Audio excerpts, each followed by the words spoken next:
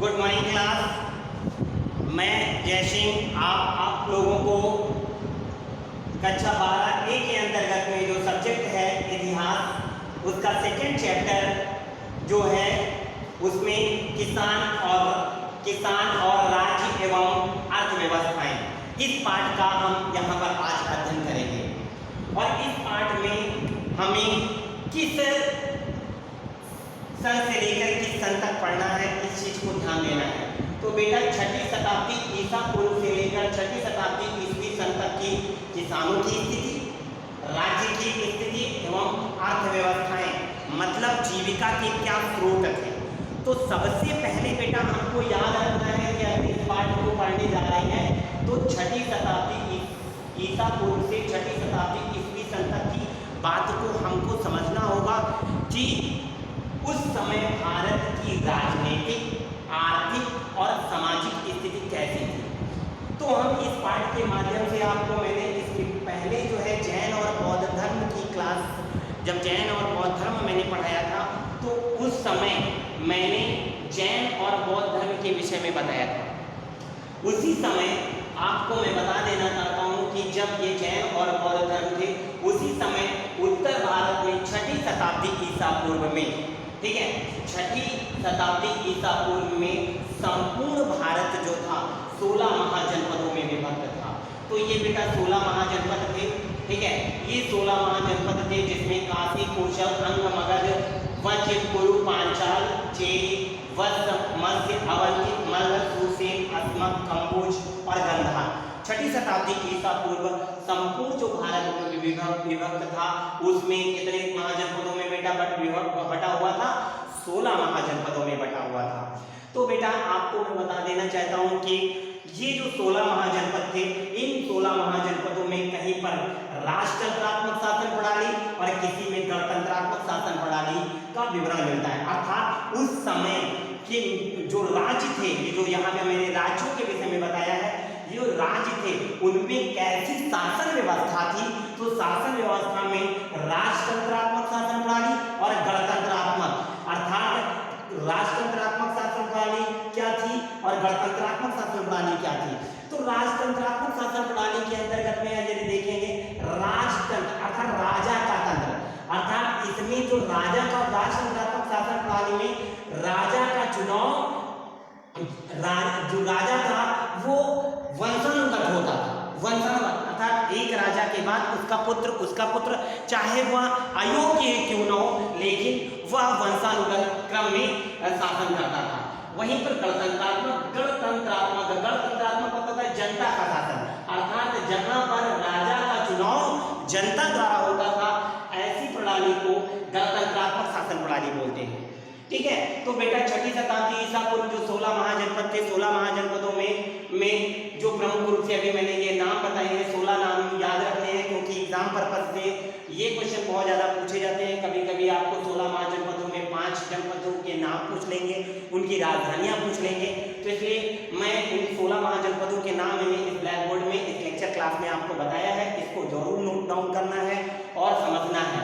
तो बेटा अब इनकी राजधानी भी एक बार देख लेते हैं। तो 16 महाजनपदों में जो राजधानी थी उसमें काशी की राजधानी वाराणसी, कौशल की श्रावस्ती, अंग की चंपा, मगध की राजगृह या गिरिब्रज, वज्र की वैशाली, कुरु की इंद्रप्रस्थ, ये वर्तमान समय में दिल्ली वाला क्षेत्र, पांचाल, अहिंसक, चेरी, शक्तिमती, वत्स, कौशाम्बी, मत्स्य, विराटनगर, अवंती, ठीक है, उज्जैनी, ठीक है, मल्ल, कुशीनगर, ठीक है, सूरसेन, मथुरा, अस्मक, कोटन, कंबोज, हाटर, ठीक है, गांधार, तक्षशिला, ये प्रमुख रूप से राजधानियां थी। अर्थात तो 16 महाजनपदों के राज्य जहां पर राजतंत्रात्मक या गणतंत्रात्मक शासन प्रणाली का विवरण मिलता है, और वहीं पर जो प्रमुख रूप से इनकी राजधानियां कहाँ थी उनके विषय में मैंने बताया। क्वेश्चन काफी पूछा जाता है बेटा, इसलिए इस पर्पज से आपको याद रखना है। इन 16 महाजनपदों के अंतर्गत, ठीक है, और इसके अतिरिक्त 10 गणराज्यों का भी उल्लेख मिलता है, ठीक है। तो 10 गणराज्यों का जो उल्लेख मिलता है बौद्ध और जैन धर्म से ज्ञात होता है कि उस समय गणराज्य भी थे। अर्थात गणराज्य कौन कौन से, तो ये याद रखना है शाक्य, पिपीलवन के मोलीय, रामग्राम के कोलीय, पावा के मल्ल, कुशीनगर के मल्ल, ठीक है, मिथिला के विदेश, केशपुत्र के कलाम, अलकप के बुली, सुषमानगिरी के भद्र और वैशाली के लिच्छवी। ये प्रमुख 10 गणराज्य थे जहां पर गणतंत्रात्मक शासन प्रणाली का उल्लेख मिलता है, ठीक है। तो अब ये जो 10 गणराज्य थे, इन गणराज्यों में जो ये शाक्य गणराज्य था, ठीक है, जो शाक्य गणराज्य था और कपिलवस्तु उसकी राजधानी थी, मौर्य जो है गणराज्य था, पिपीलवन उसकी राजधानी थी, कोलीय गणराज्य था और रामग्राम उसकी राजधानी थी, मल्ल जो था वो गणराज्य था और पावा उसकी राजधानी थी, ठीक है। मल्ल की दूसरी एक शाखा थी जो कुशीनगर में थी, अर्थात दूसरी जो राजधानी थी कुशीनगर थी। विदेह जो गणराज्य था उसकी राजधानी मिथिला थी। कलाम जो गणराज्य था उसकी राजधानी केशपुत्र थी। बुलीय जो थे गणराज्य जो था वो अलकप्पे उनकी राजधानी थी। जो भद्र थे अर्थात गणराज्य का सुषमानगिरी था। और लिच्छवियों में वैशाली जो लिच्छवियों की राजधानी थी वो क्या थी, वैशाली। बेटा इन गणराज्यों और इन 16 महाजनपदों के अतिरिक्त उस समय इनमें जो प्रमुख रूप से देखने को मिलता है गणतंत्रात्मक और राजतंत्रात्मक शासन प्रणाली का विवरण मिलता है। जैसा कि मैंने आपको बताया था कि उसी समय भारत में यह जो विस्तृत क्षेत्र है, प्रमुख रूप से जो भारत का संपूर्ण जो क्षेत्र है वहां पर 16 महाजनपदों में विभक्त था। और ये आपको याद करना है कि वहीं पर मगध में जो प्रमुख रूप से जो 16 महाजनपद थे जिनमें मगध है, मगध का नाम है, इस मगध में अनेक राजवंशों का उदय हुआ, ठीक है। तो मगध में अनेक राजवंशों का उदय हुआ, तो मगध में अगर नए जो प्रमुख रूप से राजवंशों का उदय हुआ तो ऐसा क्या कारण था कि मगध में ही राजवंशों का उदय हुआ? तो इसका मतलब होता है कि बेटा या तो आर्थिक रूप से अत्यंत जो है वो समृद्धशाली ये क्षेत्र रहा होगा, अर्थात भौगोलिक दृष्टिकोण से यहाँ, राजनीतिक दृष्टि से, भौगोलिक दृष्टिकोण से यहाँ अत्यंत समृद्धशाली जो है महाजनपद था, ठीक है। तो इस मगध वाले क्षेत्र में, क्योंकि यह उत्तर भारत के क्षेत्र में आता है, मगध बोले तो वर्तमान समय में बिहार वाला क्षेत्र है। यहाँ पर जो है गंगा की जो सहायक नदियाँ थी, ठीक है, गंगा की सहायक नदियाँ, ठीक है, गंडक, घाघरा, कोसी और सोन आदि नदियों द्वारा इस क्षेत्र को सिंचित किया जाता था, जिसके कारण यहाँ पैदावार ज्यादा होती थी। और राजनीतिक दृष्टिकोण से इस जो मगध जनपद था इसके चारों ओर एक जो है पहाड़ी थी, सप्तपर्णी जो पहाड़ी थी जो चारों ओर से घेरी थी।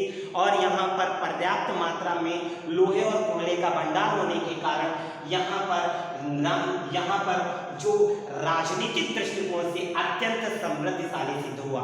और यहाँ पर जो सबसे प्रमाणित जो राजवंश का उल्लेख मिलता है उसमें प्रमुख रूप से हर्यक वंश के, तो हर्यक वंश का जो संस्थापक था वो बिम्बिसार था। शिशुनाग वंश का संस्थापक, ठीक है, शिशुनाग। नंद वंश का जो आपको याद रखना है बेटा, ये एक बारी करके याद रखना है। तो हर्यक वंश आपको याद रखना है, फिर शिशुनाग वंश है, फिर नंद वंश, इनसे क्वेश्चन पूछे जाते हैं बेटा, ठीक है। तो हर्यक वंश का जो संस्थापक मैंने बिम्बिसार बताया, शिशुनाग बताया, महापद्मनंद बताया बेटा। फिर उसके बाद मौर्य वंश की बात कर रहे हैं, ठीक है। तो अगर मौर्यों के विषय में मैं काफी बड़ा जो है डायनेस्टी है, वंश है, इसके विषय में बाद में डिटेल बताएंगे। शुंग वंश, गुप्त वंश, वर्धन वंश और कुषाण, शक, पहलो आदि इन राजवंशों के विषय में, इन जितने भी मैंने राजवंश आपको यहाँ पर लिखे हैं इस ब्लैक बोर्ड में, उनके विषय में वहाँ पर किसानों की स्थिति है, राज्य की स्थिति और अर्थात आर्थिक व्यवस्थाएं कैसी रही होंगी, इसके विषय में मैं अवगत कराऊंगा। जैसा कि मैंने अपने इसके पहले जो मैंने जैन और बौद्ध धर्म में बताया था कि उत्तर भारत में इन दो धर्मों के उदय के पश्चात जो है तत्कालीन शासकों, अर्थात जो तत्कालीन जो शासक थे उनका संरक्षण मिला, जिससे ये जैन और बौद्ध धर्म दोनों जो है काफ़ी फले और फूले, जिसकी वजह से इनके प्रचार प्रसार करने में और डेवलप होने में इनको काफ़ी सहायता मिली।